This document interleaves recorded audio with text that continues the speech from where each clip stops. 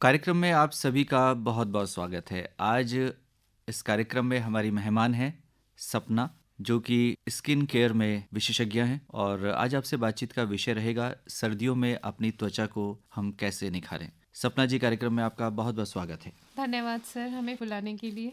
सपना जी, सर्दियों का मौसम कई दृष्टियों से बहुत ही उत्तम माना गया है। यदि हम स्वास्थ्य की दृष्टि से कहें तो आप क्या कहेंगे? सर बहुत ही उत्तम है, क्योंकि इसमें हमारे लिए हमारी खाने पीने के लिए भूख भी बहुत अच्छी लगती है। हर तरह की फल सब्जियां हमें उपलब्ध होती हैं बाजार में। कई तरह से ये बहुत ही बेहतरीन मौसम है। जी, यदि हम त्वचा की बात करें तो त्वचा की दृष्टि से यदि देखा जाए तो इस मौसम में कई बार हमें दिक्कतें आती हैं, कुछ परेशानियां आती हैं। तो क्या कहेंगी कि किस तरह की परेशानियां इस मौसम में आ सकती हैं? पहले तो मैं ये बताना चाहती हूँ सर कि हमारा जो त्वचा है हमारे शरीर का सबसे बड़ा अंग है। तो हाँ, इसका ध्यान रखना हमारी बहुत बड़ी जिम्मेदारी है।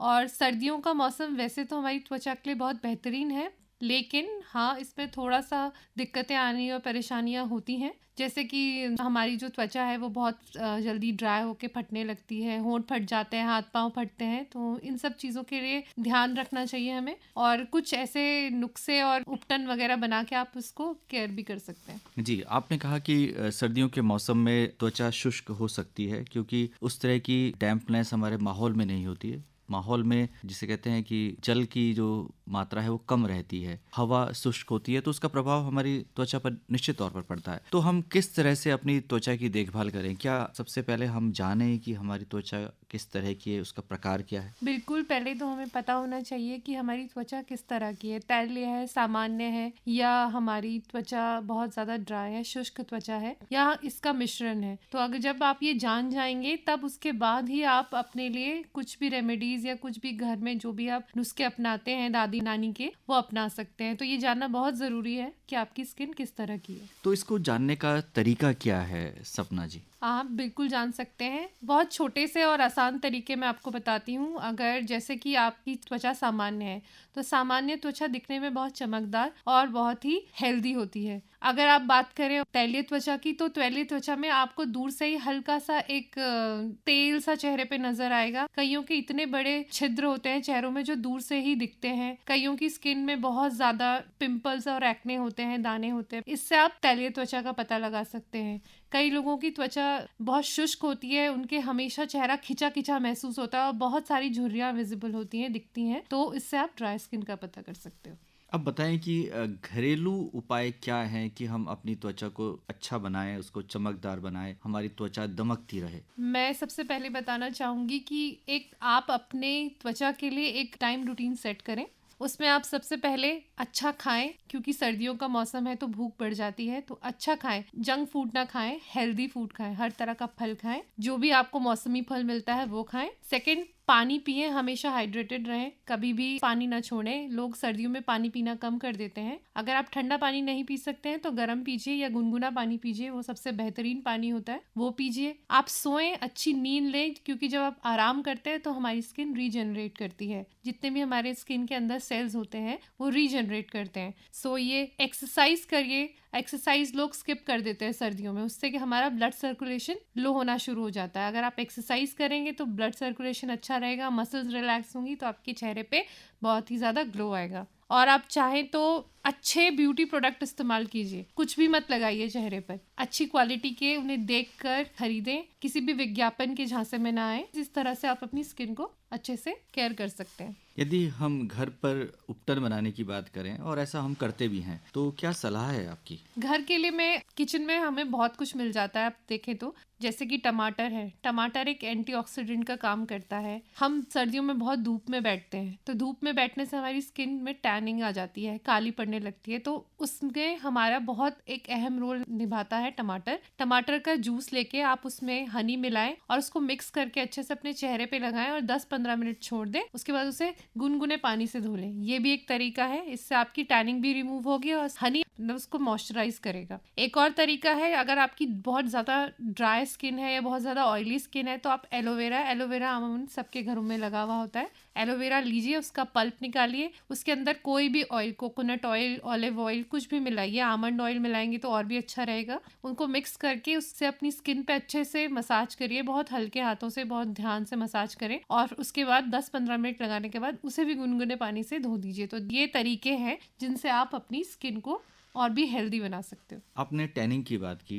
आमतौर पर सर्दियों में हर व्यक्ति धूप में बैठना चाहता है और ये कहा भी जाता है कि विटामिन डी अच्छे से सिंथेसाइज होती है, वो धूप में होती है। तो कितने समय बैठना चाहिए और कौन सा समय उपयुक्त रहेगा? जी बिल्कुल, विटामिन डी हमारी चेहरे और हमारी स्किन के लिए बहुत ज़रूरी होता है। तो अगर मैं आपको सजेस्ट करूं तो सुबह 9 बजे से लेके 11 बजे तक की धूप सबसे अच्छी होती है। उसमें जो सन की रेज होती है, जो हमारे सूर्य की किरणें होती है, वो इतनी हानिकारक नहीं होती। 11 बजे से लेके 2 बजे तक की धूप सबसे हानिकारक होती है, तो उसमें बैठना अवॉइड करें।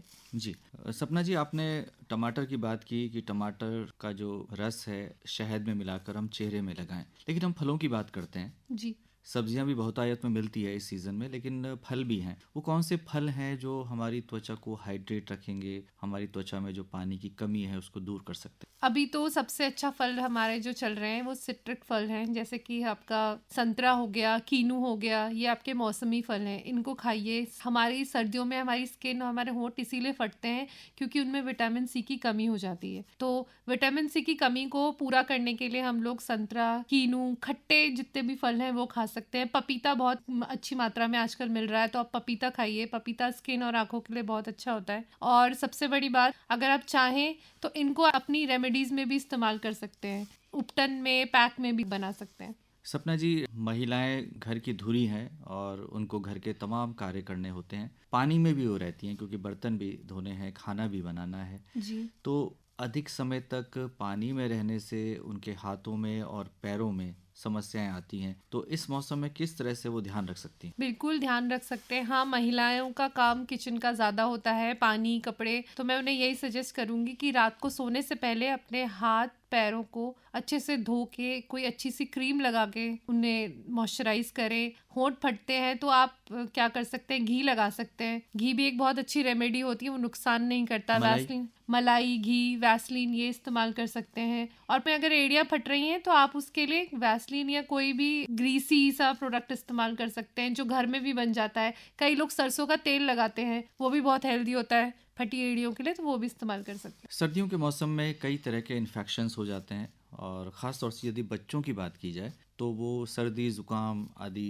बीमारियों से ग्रसित होते हैं। तो उनके लिए क्या सलाह है, क्योंकि उनको हम देखते हैं कि उनके चेहरे में उनकी त्वचा भी प्रभावित हो जाती है? जी, सबसे पहले बच्चों के लिए ये मैं सजेस्ट करूंगी कि बच्चों के लिए आप सुबह सुबह के टाइम पे बच्चे जब उठते हैं तो उनको गर्म पानी में आप अदरक को उबाल के अच्छे से उसमें हनी और थोड़ा सा दालचीनी का पाउडर मिक्स करके बच्चों को पिलाएं। इससे उनका इम्यून सिस्टम बहुत स्ट्रांग रहेगा, तो वो बीमार नहीं पड़ेंगे, इन्फेक्शन से दूर रहेंगे। और बच्चों को बहुत तेज़ गर्म पानी से ना नहलाएं, और अगर नहला भी रहे हैं गर्म पानी से तो उनको आप मॉइस्चराइज़र ज़रूर लगाएं, अदरवाइज़ बच्चों की स्किन फटना शुरू हो जाती है, क्योंकि बच्चों की स्किन हम बड़ों के स्किन के हिसाब से बहुत कोमल होती है। जी। इसके अलावा हम देखते हैं कि सर्दी ज़ुकाम में भी जो है उनके नाक के आसपास की जो त्वचा है फट जाती है। फट है। उसके लिए क्या सलाह देती हैं? उसके लिए मैं यही कहूँगी कि coconut oil is one of the best, बहुत अच्छी चीज़ होती है। कोकोनट ऑयल एक एंटीबायोटिक का काम करता है। आप कोकोनट ऑयल लगा सकते हैं या कोई क्रीम लगा सकते हैं, ये इस्तेमाल कर सकते हैं। सर्दियों में क्योंकि त्वचा का हिस्सा ही हमारे बाल हैं,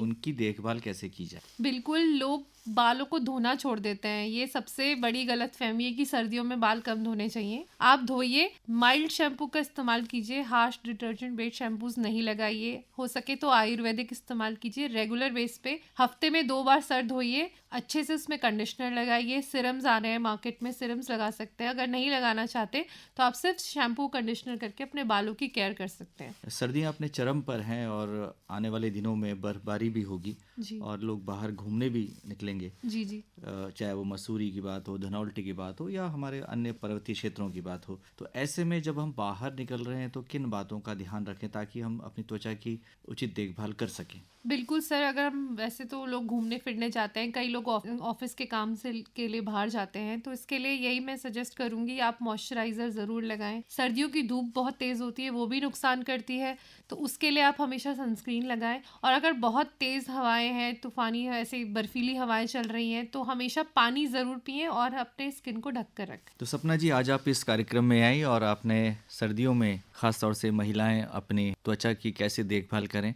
ताकि वो चमकती दमकती रहें, और बच्चों के लिए भी आपने कुछ बहुत अच्छे टिप्स दिए। आपका स्टूडियोज में आने के लिए बहुत बहुत आभार। नमस्कार। धन्यवाद सर।